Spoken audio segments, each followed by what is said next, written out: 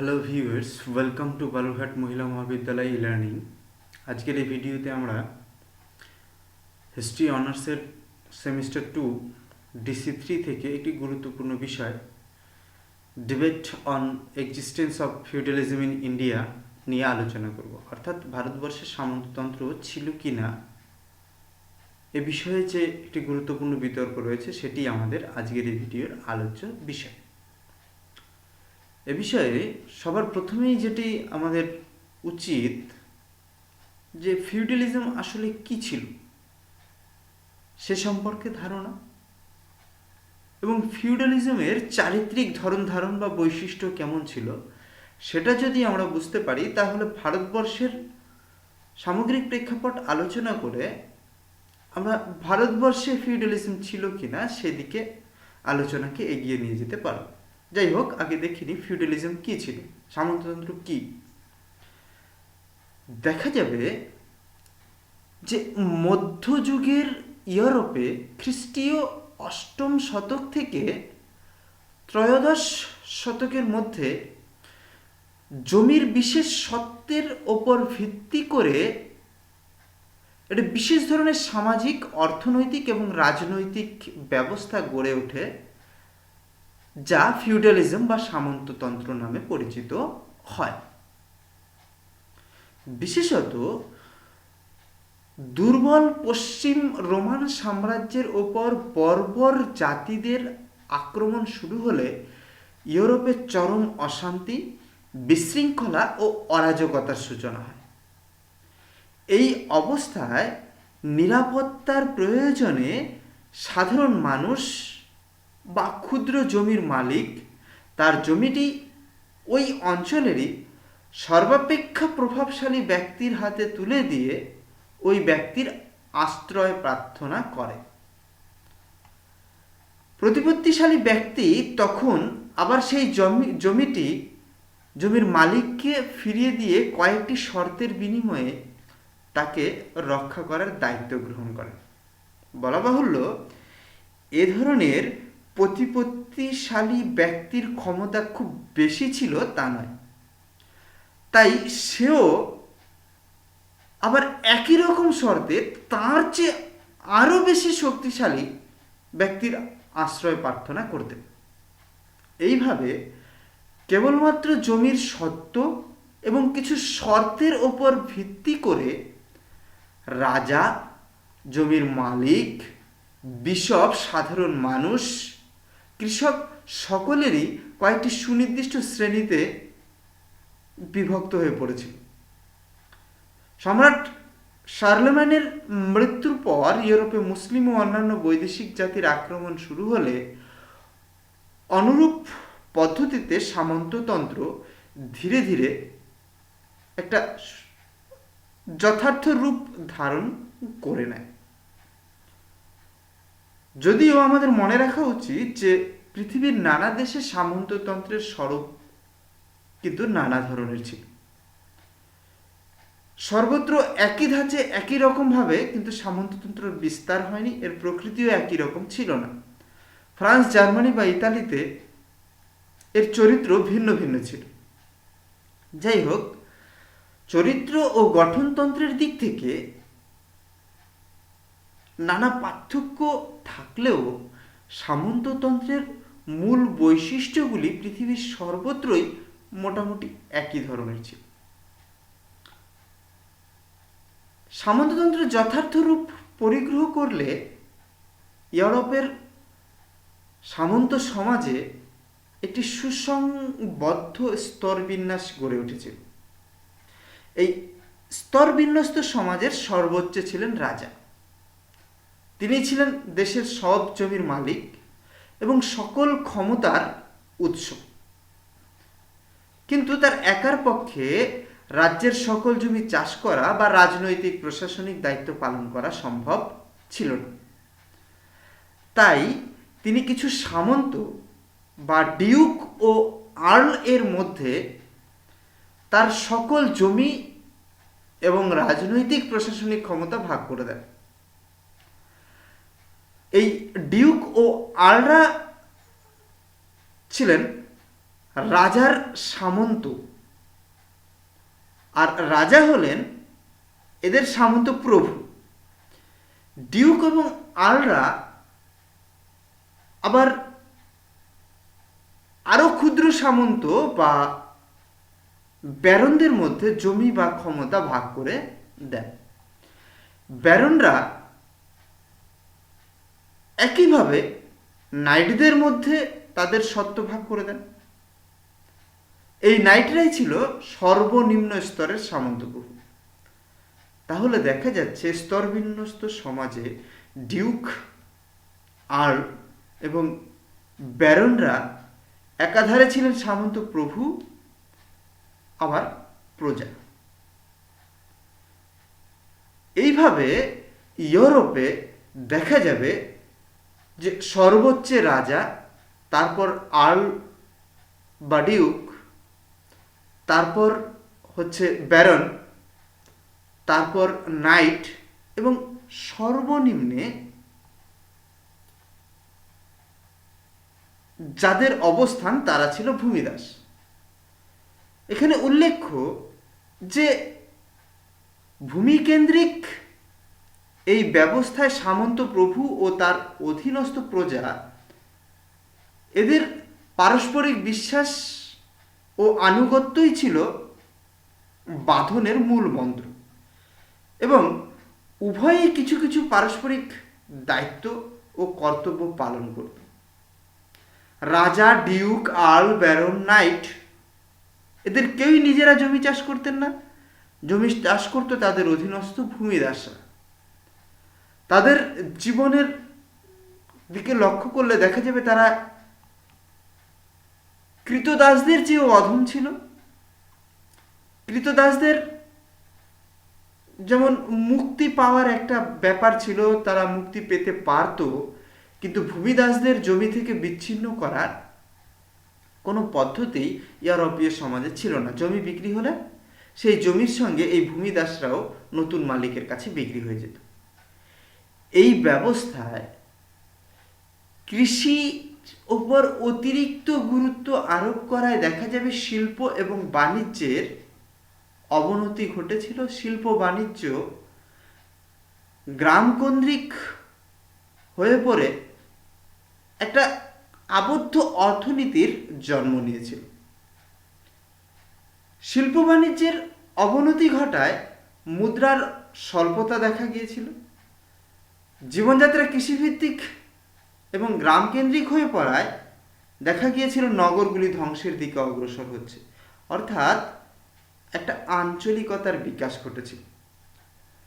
মোটের ওপর এই ছিল সামন্ততান্ত্রিক সমাজ অর্থনৈতিক ব্যবস্থার কিছু বৈশিষ্ট্য। এই বৈশিষ্ট্যগুলির নিরিখে দেখা যাবে কোনো কোনো ভারতীয় ঐতিহাসিক 300 খ্রিস্টাব্দ থেকে 1200 খ্রিস্টাব্দের মধ্যে ভারতে সামন্ততন্ত্রের উদ্ভব, বিকাশ ও অবক্ষয় লক্ষ্য করেছেন। তারা এই পর্বের ভারতীয় আর্থসামাজিক অবস্থার সঙ্গে ইউরোপীয় সামন্ততন্ত্রের কিছু বিস্ময়কর সাদৃশ্য খুঁজেছেন। দেখা যাবে প্রাচীন ভারতের সামন্ততন্ত্রের বিকাশ সম্পর্কিত এই তত্ত্বটি প্রথম উত্থাপন করেছিলেন ডক্টর ভূপেন্দ্রনাথ দত্ত। এরপর ডিডি কোশাম্বী এবং মার্ক্সবাদী নেতা এস.এ. ডাঙে এ বিষয়ে আলোচনা করেছেন, তবে বিষয়টিকে সুসংগঠিত রূপ দিয়েছিলেন অধ্যাপক রামশরণ শর্মা। বি.এন.এস. যাদব, ডক্টর দ্বিজেন্দ্রনাথ ঝা, ডক্টর রমিলা থাপার প্রমুখ এই ডক্টর রামশরণ শর্মার মতামতকে সমর্থন করেছেন। অপরদিকে ডক্টর দীনেশচন্দ্র সরকার, হরবংশ মুখিয়া, ব্রজদুলাল চট্টোপাধ্যায়, বতীন্দ্রনাথ মুখোপাধ্যায়, রণবীর চক্রবর্তী প্রমুখ কিন্তু এই মতবাদের বিরোধিতা করেছেন।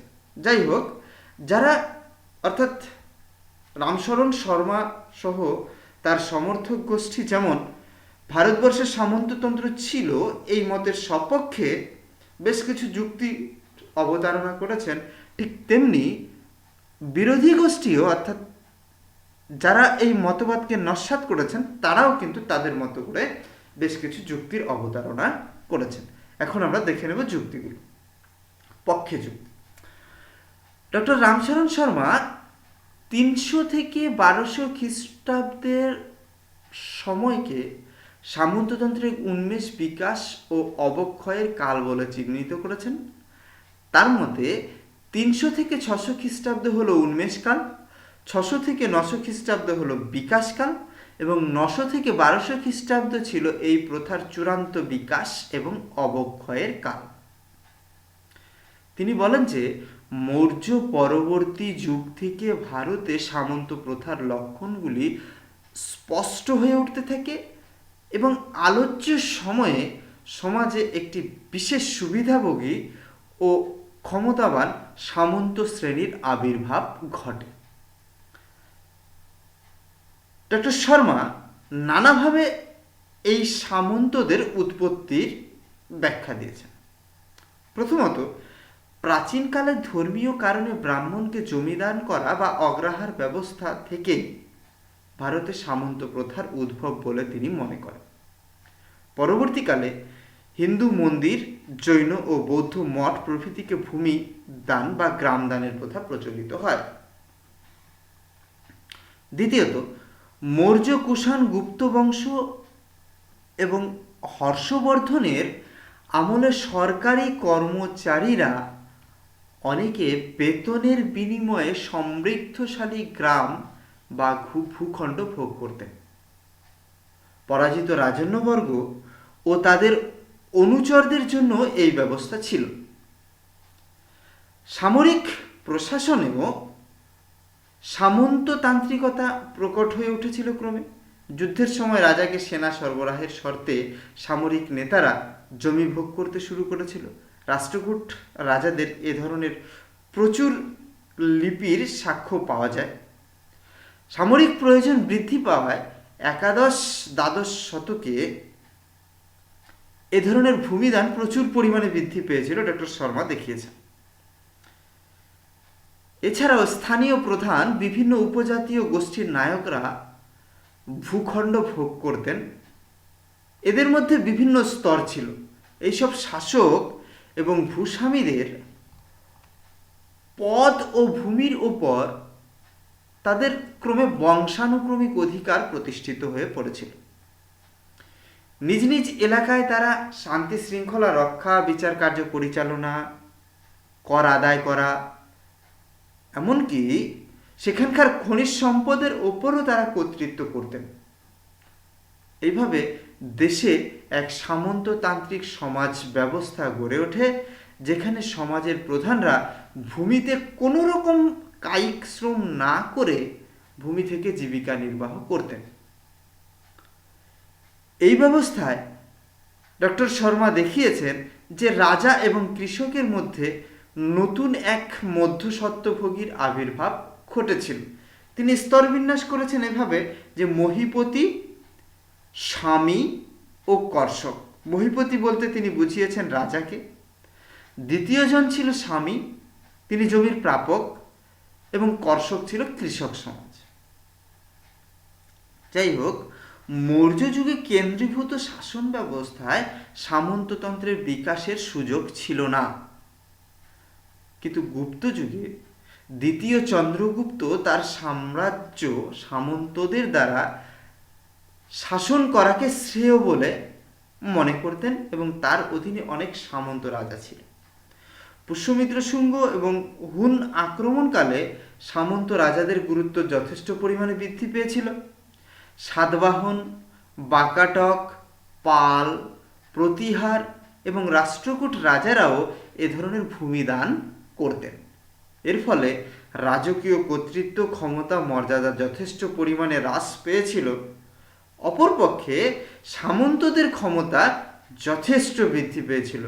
এইভাবে সম্পূর্ণভাবে সামন্তদের ওপর রাজা ক্রমশ নির্ভরশীল হয়ে পড়তে শুরু করেছিলেন। এবং রাজ্যের অভ্যন্তরে সামন্ত শাসিত অনেক ক্ষুদ্র ক্ষুদ্র রাজ্য গড়ে উঠতে শুরু করেছিল বলে ডক্টর রামশরণ শর্মা অভিমত প্রকাশ করেছেন। তিনি দেখিয়েছেন যে এই যুগে অর্থনীতি কৃষিভিত্তিক হওয়ায় অভ্যন্তরীণ এবং বহির্বাণিজ্য হ্রাস পেয়েছিল। 3 নম্বর, বাণিজ্য হ্রাসের ফলাফল হিসেবে শিল্পোৎপাদন অপ্রয়োজনীয় হয়ে পড়েছিল এবং তার স্বাভাবিক পরিণতি হিসেবে পতন ঘটেছিল নগরসমূহে। তিনি দেখিয়েছেন এই সময় কুশীনগর, হস্তিনাপুর, রামগ্রাম, কৌশাম্বী, কপিলাবস্তু, শ্রাবস্তি, বৈশালী প্রভৃতি নগরের পতন ঘটেছিল। এমনকি এই নগরগুলি পরিত্যক্তও হয়েছিল, যাকে ডক্টর শর্মা নগরের রক্তাল্পতা বা আরবান অ্যানিমিয়া বলে অভিহিত করেছেন। বাণিজ্য এবং উৎপাদন বন্ধ হওয়ায় অর্থনীতি গ্রামের মধ্যে আবদ্ধ হয়ে পড়েছিল। গ্রামীণ অর্থনীতি স্বয়ং সম্পূর্ণ হয়ে উঠেছিল এবং মুদ্রা ক্রমশ অদৃশ্য হয়ে যাচ্ছিল। পরবর্তী যুক্তি হিসেবে ডক্টর শর্মা দেখিয়েছেন কৃষকদের অবস্থা শোচনীয় হয়ে পড়েছিল, তারা ক্রমশ জমিতে আবদ্ধ হয়ে পড়তে শুরু করেছিল। কৃষককে আগে বলা হতো গহপতি, কুটুম্বী ইত্যাদি, কিন্তু পরবর্তীকালে ডক্টর শর্মা দেখিয়েছেন যে কৃষকদের অভিধাগুলোই চেঞ্জ হয়ে যাচ্ছে, পরিবর্তিত হয়ে যাচ্ছে। ক্রমে কৃষকরা আশ্রিত হালিক, বদ্ধ হল প্রভৃতি শব্দের দ্বারা চিহ্নিত হচ্ছেন। এই নতুন শব্দগুলি জমির সঙ্গে তাদের অচ্ছেদ্য বন্ধনকে, যেটা ইউরোপীয় সার্ভদের বৈশিষ্ট্য ছিল, সেটাকে ইঙ্গিত করে বলে ডক্টর রামশরণ শর্মা জানিয়েছেন। এইভাবে তিনি বিভিন্ন যুক্তির মাধ্যমে প্রতিষ্ঠা করার চেষ্টা করেছেন যে ভারতবর্ষে আদি মধ্যযুগে খ্রিস্টপূর্ব 300 থেকে 1200 খ্রিস্টাব্দের মধ্যবর্তীকালে সামন্ততন্ত্র বিকশিত হয়েছিল এবং তা একটা চূড়ান্ত রূপ পেয়েছিল। কিন্তু এই মতবাদের বিরোধীরা বলেন ইউরোপীয় সামন্ততন্ত্রের সঙ্গে গুপ্তোত্তর কালের সমাজ ব্যবস্থার কিছু সাদৃশ্য থাকলেও বৈসাদৃশ্য অনেক বেশি। 1 নম্বর, ডক্টর দীনেশচন্দ্র সরকার বলেছেন যে প্রাচীন ও মধ্যযুগে ভারতের ভূমি ব্যবস্থাকে সামন্ত ব্যবস্থার সঙ্গে মিশিয়ে দেওয়া ঠিক নয় এবং বিকেন্দ্রীকৃত শাসন ব্যবস্থা মানেই সামন্ততান্ত্রিক ব্যবস্থা, এমন ধারণাও ঠিক নয়। তার মতে যাকে ভারতীয় সামন্ততন্ত্র বলা হয়েছে তা আসলে ভারতবর্ষের চিরাচরিত জমিদারি প্রথা। তিনি বলেছেন রাজা কিন্তু কখনোই ভারতের সব জমির মালিক ছিলেন না। অপরপক্ষে সামন্ত প্রথার প্রাথমিক শর্তই ছিল দেশের সব জমির মালিক হবেন রাজা। অর্থাৎ ভারতবর্ষে উক্ত সময়ে সামন্ততন্ত্র ছিল, এটাকে কিন্তু তিনি মানতে রাজি নন। দ্বিতীয়ত, ডক্টর সরকার এই পর্বে তাম্রলিপিগুলির বিশ্লেষণ করে দেখিয়েছেন অগ্রাহ্য ব্যবস্থা দ্বারা রাজার ক্ষমতা হ্রাস পাওয়ার যে তত্ত্ব ডক্টর শর্মা দাঁড় করাতে চেয়েছেন সেটা আসলে ঠিক নয়, কারণ অগ্রাহ্য ব্যবস্থার দ্বারা রাজার ক্ষমতা হ্রাস পায়নি বা আর্থিক অবস্থাও দুর্বল হয়নি। বিভিন্ন লিপি থেকে জানা যায় এ ধরনের জমিগুলি থেকে সাধারণত দান গ্রহীতা রাজস্ব আদায় করতেন, কিন্তু রাজা ইচ্ছা করলে আদেশনামা জারি করে এইসব জমি থেকে কর আদায় করতে পারতেন এবং রাজবিরোধী কাজের জন্য দান গ্রহীতাকে রাজা জমি থেকে উৎখাত করতে পারতেন। তৃতীয়ত, ভারতের কৃষকদের ইউরোপীয় ভূমিদাসদের সঙ্গে তুলনা করার কোনোভাবেই যুক্তিযুক্ত না। তাদের অবস্থা কখনোই এমন শোচনীয় অবস্থায় পৌঁছায়নি। ডক্টর হরবন্স মুখিয়া বলেছেন যে আলোচ্য সময়ে ভারতীয় উৎপাদন ব্যবস্থায় ভূমিদাসদের কোনো অস্তিত্ব ছিল না। উৎপাদনের উপকরণগুলির ওপর কৃষকের পূর্ণ নিয়ন্ত্রণ বজায় ছিল এবং ভূস্বামী ও কৃষকের মধ্যে সামন্ততান্ত্রিক তত্ত্ব অনুযায়ী আধিপত্য অধীনতার সম্পর্কও গড়ে ওঠেনি। সুতরাং তিনি এই উৎপাদন ব্যবস্থাকে সামন্ততন্ত্র আখ্যা দিতে কোনোভাবেই রাজি নন। এই যুগে কৃষক জমির সঙ্গে অচ্ছেদ্য বন্ধনে আবদ্ধ কোনোভাবেই ছিল না তিনি মনে করেন। পুরাণে তাদের সম্পর্কে বদ্ধহল, আশ্রিত হালিক ইত্যাদি শব্দ ব্যবহার করা হলেও এই কথাগুলি ভূমিদাসের সমর্থক কিনা সে বিষয়ে কিন্তু পুরাণে কিছু বলা হয়নি। এছাড়া সুভাষিত রত্নকোষ নামক গ্রন্থের একটি কাহিনী থেকে জানা যায় জনৈক ভূস্বামীর অত্যাচারে কৃষকরা দলবদ্ধভাবে স্থানান্তরে গমন করছেন।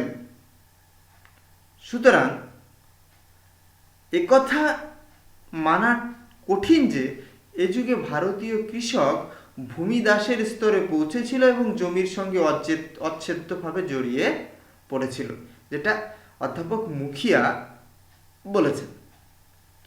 পঞ্চমত, ডক্টর শর্মা ও তার অনুগামীরা এই যুগে বাণিজ্য হ্রাসের যে চিত্র অঙ্কন করেছেন তা সঠিক নয়। কারণ এই যুগে রোম ভারত বাণিজ্যে কিছুটা ভাটা পড়লেও বা রোম ভারত বাণিজ্য হ্রাস পেলেও তা একেবারে বন্ধ হয়নি।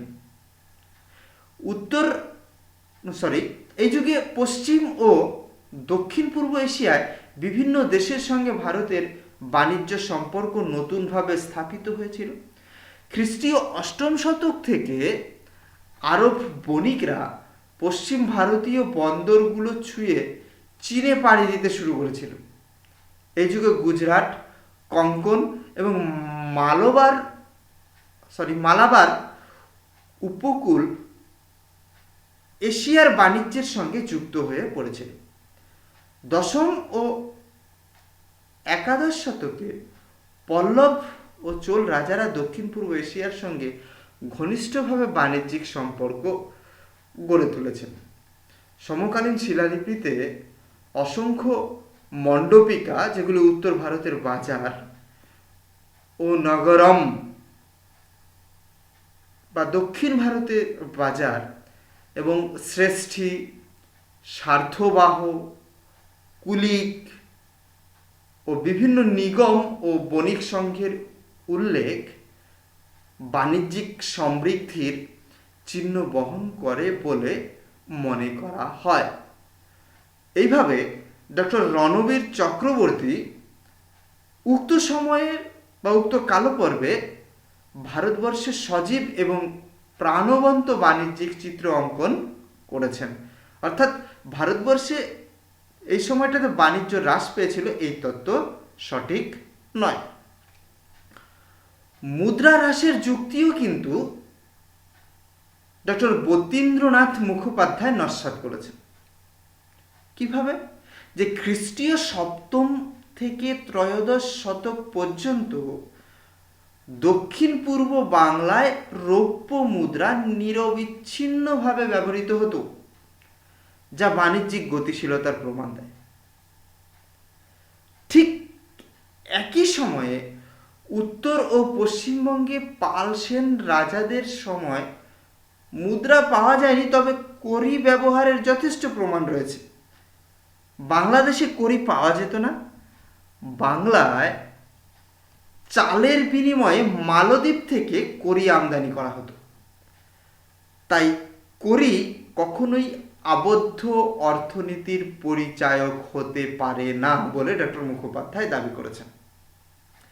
এছাড়াও চূর্ণি বা সোনারূপার ছোট ছোট খণ্ডের বিনিময়ে বাণিজ্য সে সময় প্রচলিত ছিল, যা নিশ্চিতভাবে আবদ্ধ অর্থনীতির পরিচায়ক হতে পারে না। সপ্তমত, ডক্টর শর্মা ও তার অনুগামীরা যেমন প্রত্নতাত্ত্বিক সাক্ষ্যের ভিত্তিতে আদি মধ্যযুগের নগরের অবক্ষয়ের বিষয়টি তুলে ধরেছেন, তেমনি ডক্টর ব্রজদুলাল চট্টোপাধ্যায় ওই প্রত্নতাত্ত্বিক সাক্ষ্যের ভিত্তিতেই প্রমাণ করেছেন যে এই যুগে বহু নগর তাদের উজ্জ্বল অস্তিত্ব বজায় রেখেছিল এবং বহু নগরের পূর্ণ বিকাশ ঘটেছিল। উত্তরপ্রদেশের অহিচ্ছত্র, অতরঞ্জি খেরা, রাজঘাট, বিহারের চিরান্দ, উত্তর পশ্চিম ভারতের পেহোয়া, গোপাদি প্রভৃতি নগর তাদের ধারাবাহিক অস্তিত্ব বজায় রেখেছিল বলে ব্রজদুলাল চট্টোপাধ্যায় দেখিয়েছেন। এই যুগে সারা ভারত জুড়ে বহু নগরের বিকাশ ঘটেছিল। কৃষির প্রসার এই নগরায়নকে সাহায্য করেছিল বলে তিনি দাবি করেছেন। ডক্টর চট্টোপাধ্যায় এই পর্বের নগরায়নকে তৃতীয় দফার নগরায়ন বলেছেন। প্রথম নগরায়ন ঘটেছিল হরপ্পার সময়ে, দ্বিতীয় নগরায়ন খ্রিস্টপূর্ব ৬ষ্ঠ শতকে, আর তৃতীয় নগরায়ন ঘটেছিল আদি মধ্যযুগে, যেটা ৬৫০ থেকে ১২০০ খ্রিস্টাব্দের মধ্যবর্তী সময়কালে ধরা হয়। তাই আদি মধ্যযুগে ভারতবর্ষে সামন্ততন্ত্রের অস্তিত্ব বিষয়টি অত্যন্ত বিতর্কপূর্ণ বোঝাই যাচ্ছে।